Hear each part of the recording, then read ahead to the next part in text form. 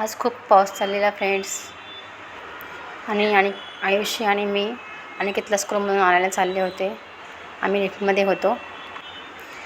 खाली आले तरी बघते तरी पाऊस चालूच होता. पाऊस चालू असल्यामुळे मी रिक्षाने गेले. आयुषी होती सोबत म्हणून, नाही तर मी एकटीच जाते. नंतर आयुषी बोलली की मम्मा मला खाली बसायचं आहे तुझ्या साईडला.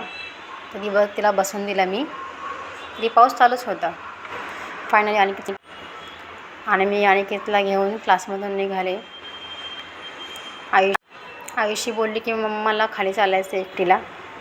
मग ते एकटी स्कूलच्या खाली आले तरी पाऊस चालूच होता. खूप जोराचा पाऊस होता. मग म्हटलं आता मुलांना घेऊन पुन्हा रिक्षानेच जावं. पण पाऊस काय थांबतच नव्हता. सकाळपासून पाऊस चालूच होता.